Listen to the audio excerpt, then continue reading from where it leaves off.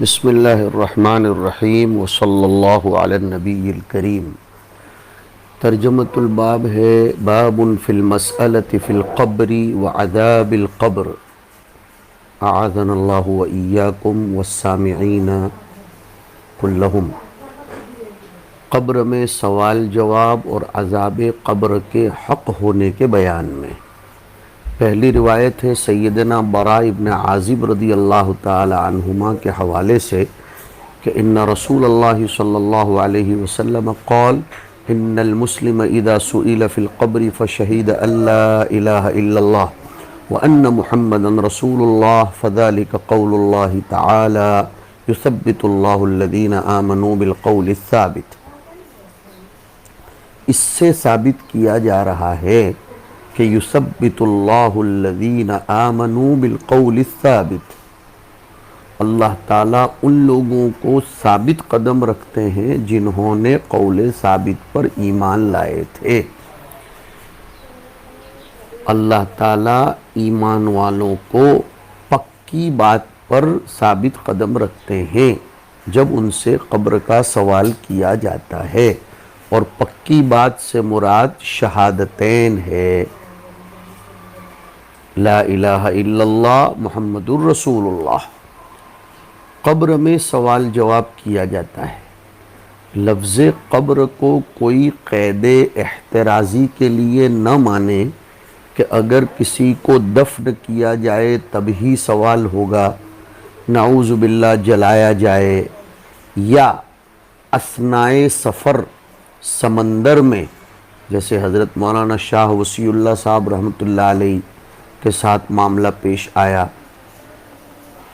اور بڑے بڑے قافلے جب اسٹیمروں میں گزرتے ہوں، یا اللہ نہ کرے کوئی حادثے کا شکار ہو اور اس کا ہوائی جہاز ٹوٹ کر ختم ہو جائے اور وہ ملے ہی نہیں، تو کیا قبر میں اگر دفن نہیں کیا جائے گا تو سوال جواب نہیں ہوگا؟ نہیں، ایسا مراد نہیں ہے۔ قبر کا لفظ یہ اکثریت کے اعتبار سے ہے، قید اکثری اور واقعی ہے۔ دیکھو، یہود بھی دفناتے ہیں قبر میں، نصارہ بھی دفناتے ہیں قبر میں، مسلمان بھی دفناتے ہیں قبر میں، کرسچن بھی دفناتے ہیں، ہندوؤں کے بھی بہت سے لوگ دفناتے ہیں یا گاڑتے ہیں، جو بول لیجئے۔ تو قبر کا لفظ عادت کے اعتبار سے ہے، احتراز کے لیے نہیں ہے۔ یا تو پھر یہ کہہ دو کہ قبر سے مراد مقر ہے، جو مقر ہے وہ اس کی قبر ہے۔ تو اکثر کو چونکہ قبر میں دفن کیا جاتا ہے، اس لیے لفظ قبر آیا، کسی کو اعتراض نہیں ہونا چاہیے۔ ہر وہ جگہ جہاں مرنے کے بعد میت ہو اس کو قبر سے تعبیر کر دیا۔ مسئول عنہ اس حدیث شریف میں حذف کیا ہے کہ ان المسلم اذا سئل فی القبر عن ماذا یسأل، یہ سوال ہوتا ہے تو اس کا جواب دوسری روایتوں میں آیا ہے کہ یسأل عن ربہ وعن دینہ وعن نبیہ۔ اہل سنت والجماعت کا اس بات پر اتفاق ہے کہ عذاب قبر ثابت ہے، کتاب و سنت کے دلائل اس پر شاہد ہیں۔ عذاب قبر کافرین کو بھی ہوگا اور بعض عصات مومنین کو ہوگا۔ بعض کو اس لیے کہہ رہا ہوں کہ اللہ تعالیٰ بعضوں کو قبر میں پہنچنے سے پہلے ہی معاف کر دیں گے، اللہم اجعلنا منہم۔ اسی طرح قبر میں اللہ کے مطیع بندوں کو نعمتوں سے نوازا جائے گا جن کو اللہ ہی جانتا ہے۔ مصنف نے عذاب قبر کا مقابل یعنی تنعیم دونوں کو ذکر کیا، یہ اولا ہے بنسبت اس کے جو اکثر کتابوں میں صرف عذاب قبر کو ذکر کرنا پایا جاتا ہے، اس کے مقابلے میں تنعیم فی القبر کا تذکرہ نہیں ہے۔ بہتر ہے کہ دونوں کو ہی ذکر کیا جائے۔ مطلب عقائد کی کتابوں میں تنعیم کا لفظ ہے ہم مصنف سے مراد ہمارے امام ابو داؤد نہیں ہیں۔ حضرت عبداللہ ابن عباس رضی اللہ تعالی عنہما کی ایک روایت یہ ملتی ہے کہ 3 لوگوں کو اللہ تعالی عذاب قبر سے بچا لیتے ہیں، ایک مؤذن کو، ایک شہید کو، اور ایک اس شخص کو جو جمعہ کے دن یا شب جمعہ میں انتقال کرتا ہے۔ بہت اچھی فضیلت کی بات ہے کہ اللہ پاک ان لوگوں کو بچا لیتا ہے عذاب قبر سے جو شہید ہو کر مرے۔ اسی طریقے سے جو مؤذن ہو احتساباً اس کو، اور اس طریقے سے میں نے جیسے ذکر کیا کہ شب جمعہ یا یوم الجمعہ میں جس کا انتقال ہو جائے۔ حدیث شریف میں عذاب قبر کے باب میں کئی ایک روایتیں آئی ہیں، جیسے کتاب الطہارت میں آپ نے مشکات میں پڑھا کہ حضور کا گزر 2 قبروں پر سے ہوا۔ حضور نے فرمایا تھا انہما لیعذبان وما یعذبان فی کبیر، وہ پیشاب اور غیبت سے نہ بچنے کی بنیاد پر۔ اور ایک روایت میں آیا اتقوا البول فإنہ اول ما یحاسب بہ، کہ طہارت میں کوتاہی سے بچو، سب سے پہلا سوال اسی کا ہوگا، حساب کتاب اسی کا لیا جائے گا۔ اس لیے کہ عدم طہارت اگر ہوگی تو نماز خطرے میں، وہ عبادتیں خطرے میں جن کا موقوف علیہ طہارت ہے، اس لیے اس کی طرف زیادہ توجہ دلائی گئی ہے۔ عذاب قبر اہل سنت والجماعت اس کے قائل ہیں، اور معتزلہ میں سے اکثر متأخرین اس کا انکار کرتے ہیں۔ لا یذوقون فیہا الموت الا الموتۃ الاولی، اس والی آیت کریمہ سے استدلال کرتے ہوئے جس کو قبر میں عذاب دیا جاتا ہے اس میں حیات پیدا کی جاتی ہے۔ اکثر اور جمہور علماء یہی فرماتے ہیں۔ کچھ لوگ ایسا کہتے ہیں بغیر حیات کے عذاب دیا جاتا ہے، لیکن ایسا نہیں ہے۔ علامہ ابن الحمام یہ بھی فرماتے ہیں کہ اگر اجزاء بدن کو متفرق بھی کر دیا جائے تو ان اجزاء میں حیات پیدا کر دی جاتی ہے جو ہمارے بصر سے ماورا ہے، اور اس کو عذاب دیا جاتا ہے۔ پھر ایک سوال ہوتا ہے کیا عذاب قبر آخرت میں تخفیف عذاب کا سبب بنے گا؟ تو اس کا جواب بعض لوگوں نے دیا ہے کہ جس کی سیئات زیادہ ہوں گی تو اس کے لیے تو نہیں بنے گا، اور جس کی حسنات زیادہ ہوں گی اس کے لیے بن جائے گا۔ اللہ رب العزت نفس عذاب سے ہماری حفاظت فرمائے۔ محاسبہ یہ نفخے سے ہوگا، عذاب قبر سے نہیں۔ حضرت عمر بن عبدالعزیز رحمۃ اللہ علیہ سے ایک بات مروی ہے کہ سکرات یہ وہ آخری تکلیف ہے جو انسان کے لیے کفارہ بن جاتی ہے۔ بعض علماء معرفت نے لکھا ہے کہ اگر کسی نے کوئی ارتکاب سیئہ کیا تو اس پر آنے والی مصیبت یہ دفع ہو جاتی ہے، کوئی نہ کوئی اس پر آنے والی مصیبت یہ دفع کر دیتی ہے۔ اللہ کے عذاب میں سے کسی عذاب کو توبہ کرنے سے بھی معافی ملتی ہے، استغفار کرنے سے بھی معافی ملتی ہے۔ میں یہاں ایک بہت اچھی بات سناتا ہوں۔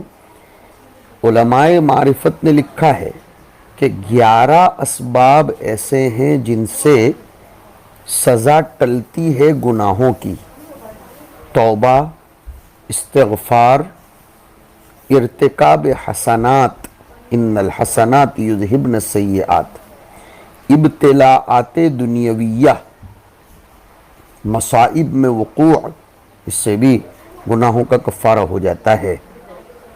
برزخ میں ضغطہ ہو، یعنی قبر میں اگر اس کو دبوچا جائے، اس سے بھی برزخ کا عذاب یہ بھی قیامت کے عذاب کو خفیف کر دیتا ہے بلکہ ٹالتا ہے۔ قبر میں مفتون ہو آدمی، سوال جواب کیا جائے اور اس پر اس کو تھوڑا سا عذاب دیا جائے، یا قیامت کے میدان میں اس کو ہولناکیوں سے گزارا جائے، یا اس کو نبی کریم صلی اللہ علیہ وسلم کی شفاعت نصیب ہو جائے۔ یہ 11 وہ اسباب ہیں جن کی بنیاد پر مرتکب سیئات کی عقوبت مندفع ہو جاتی ہے۔ یہ باتیں خوب یاد رکھی جائیں۔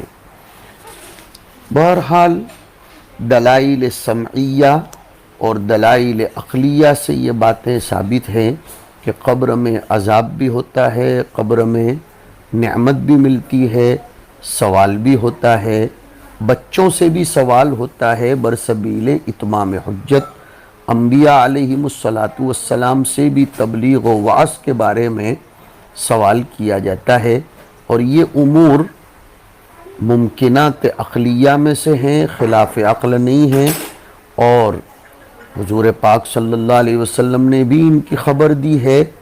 اب آیات قرآنیہ، احادیث صحیحہ، یہ سب اس پر دلالت کرتی ہیں۔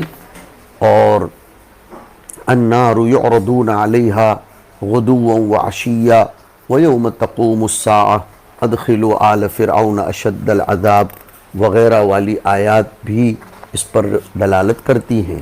تو پہلی روایت ابو الولید الطیالسی کے حوالے سے حضرت براء ابن عازب کی میں نے سنائی۔ دوسری روایت حدثنا محمد بن سلیمان الانباری کے حوالے سے چلتے ہوئے جا رہی ہے، عن انس بن مالک رضی اللہ عنہ، ایک لمبی روایت ہے، میں اس کی پہلے آپ کو تشریح تھوڑی تھوڑی سناتا جاتا ہوں۔ ان رسول اللہ صلی اللہ علیہ وسلم دخل نخلا لبنی النجار فسمع صوتا ففزع فقال من اصحاب هذه القبور قالوا یا رسول اللہ ناس ماتوا فی الجاہلیہ فقال، آگیا استدلال، تعوذوا باللہ من عذاب النار ومن فتنة الدجال۔ حضور ایک مرتبہ بنو نجار جو ایک قبیلے کا نام ہے، ان کے کھجور کے باغ میں تشریف لے گئے۔ وہاں آپ کو کچھ گھبرا دینے والی آواز سنائی دی۔ آپ نے دریافت فرمایا کہ یہ قبروں والے کون ہیں؟ صحابہ نے عرض کیا زمانے جاہلیت میں بعض لوگ مرے تھے، یہ ان کی قبریں ہیں۔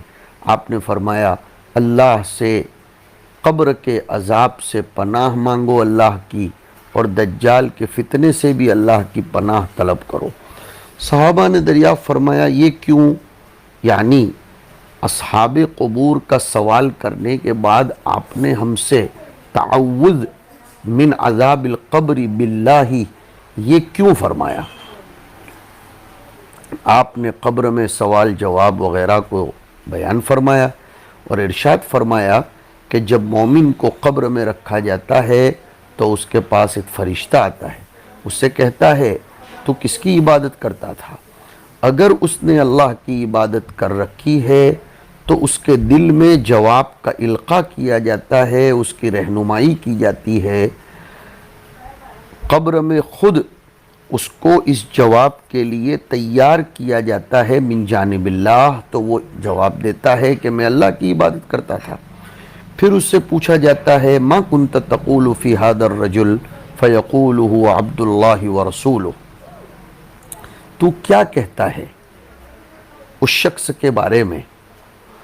مطلب حضور پاک علیہ السلام کو متصور کیا جاتا ہے یا آپ کو سامنے پیش کیا جاتا ہے، وہ عالم برزخ ہے، اس سے مجالس اور محافل میں حضور کا ورود قیاس نہیں کیا جا سکتا، مستحضر فی الذہن کر دیا جاتا ہے اور پھر اس کی طرف اشارہ کیا جاتا ہے۔ آپ حضرات نے بلاغت میں پڑھا ہے کہ وقد ينزل البعید منزلۃ القریب لکونہ مستحضرا فی الفکر، تو اللہ تعالیٰ مستحضر فی الفکر کرتا ہے یا حجابات ہٹا دیتا ہے۔ میں نے جو کہہ دیا وہ احوط ہے کہ یہ عالم برزخ ہے، اس کو یا عالم حضور کو، دنیا کو عالم برزخ پر قیاس نہ کیا جائے۔ تو وہ من جانب اللہ جواب کے لیے موفق کیا جاتا ہے اور جواب دیتا ہے کہ وہ اللہ کے بندے اور اس کے رسول ہیں۔ پھر ان جوابات کے بعد اس سے کوئی سوال نہیں کیا جائے گا، دین کے بارے میں بھی اس سے پوچھا جاتا ہے۔ پھر اس کو ایک جگہ کی طرف لے جایا جائے گا جہنم کی، اور کہا جائے گا کہ جہنم میں تیرا ٹھکانہ یہ تھا اگر تو ایمان نہ لاتا اور نافرمانی کرتا، لیکن اللہ نے تجھ پر رحم کیا، تجھ کو اس سے بچا لیا، اور اس کے بدلے میں جنت میں تجھ کو مأوا اور ملجا عنایت فرمایا۔ یہ اس لیے بتایا جاتا ہے کہ مصیبت دیکھنے کے بعد جو راحت ملتی ہے اس سے اور زیادہ خوشی ہوتی ہے۔ ایک حدیث میں آتا ہے ہر شخص کے لیے، چاہے وہ دنیا میں آنے کے بعد مومن ہو یا کافر، اللہ نے دو ٹھکانے بنا رکھے ہیں کفار پر حجت قائم کرنے کے لیے، کہ ہم نے تو تمہارے ایمان لانے کی صورت میں تمہارے لیے جنت میں حصہ رکھا تھا، تاکہ وہ یہ نہ کہہ سکیں کہ تو نے خود ہی ہمارا حصہ جنت میں نہیں رکھا۔ اسی لیے بعض مفسرین نے فرمایا کہ وَتِلْكَ الْجَنَّةُ الَّتِي أُورِثْتُمُوهَا بِمَا كُنْتُمْ تَعْمَلُونَ، اس کی تفسیر میں فرمایا کہ جنتیوں کو دو دو جنتیں دی جائیں گی، ایک تو وہ جو ان کے لیے طے شدہ ہے، اور ایک وہ جو کافر کو اگر وہ ایمان لے آتا ملتی تو یہ جنتی کو دی جاتی ہے بفضل الہی۔ تو اللہ نے دو ٹھکانے بنائے ہیں، ایک جنت میں ایک جہنم میں۔ اگر ایمان لائے گا تو جنت والے ٹھکانے میں، اور اگر ایمان نہ لایا تو جہنم والے ٹھکانے میں۔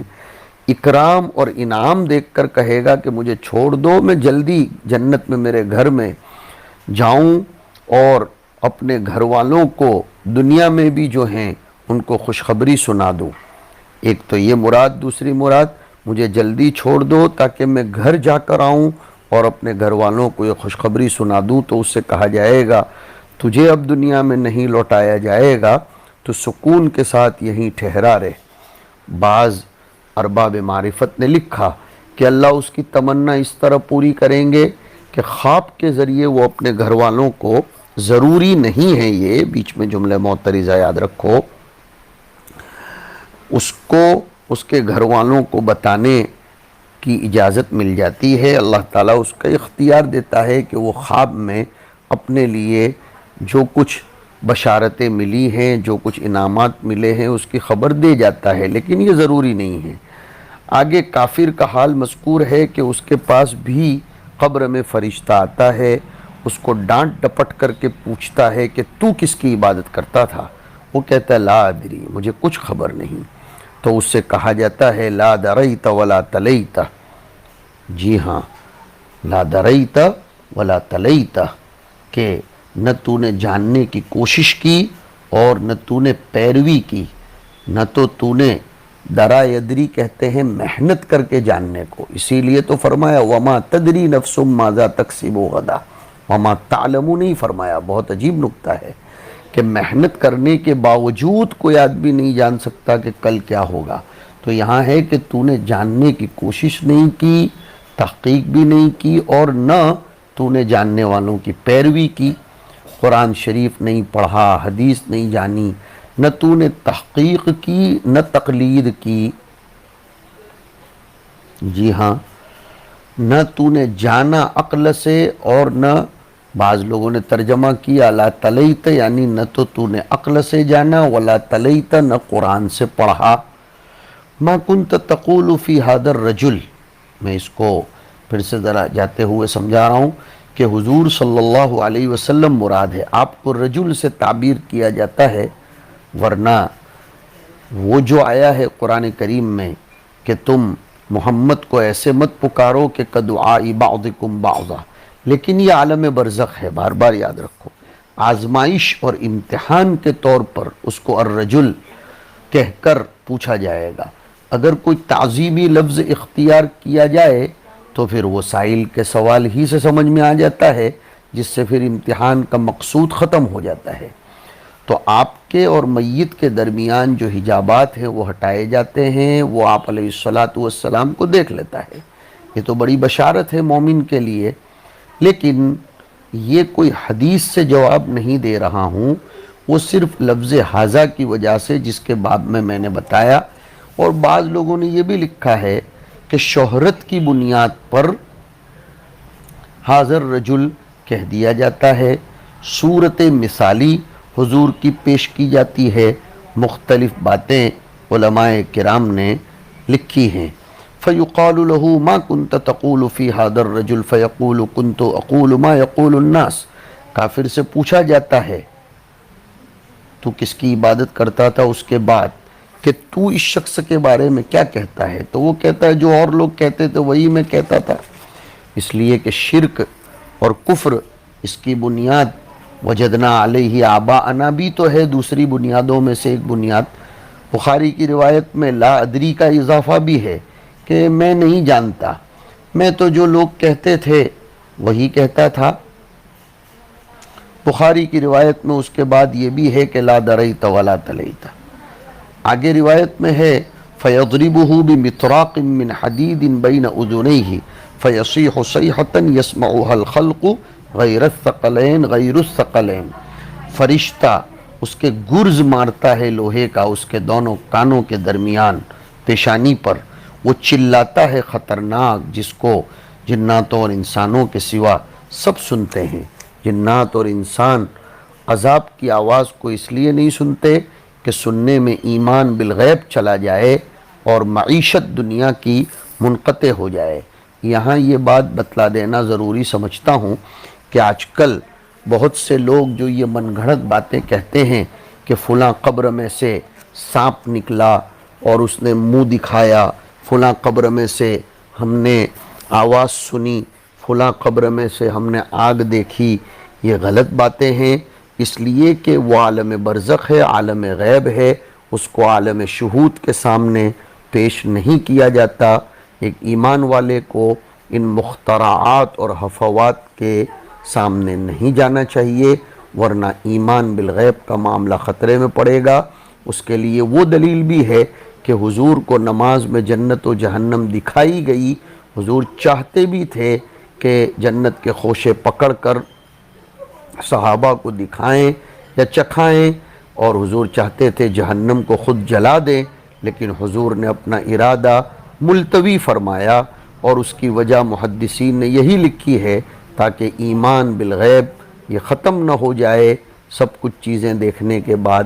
اس لیے اس قسم کی باتوں میں اہل علم کو نہیں آنا چاہیے۔ اعاذنا اللہ و ایاکم من عذاب القبر، وصلی اللہ علی النبی الکریم۔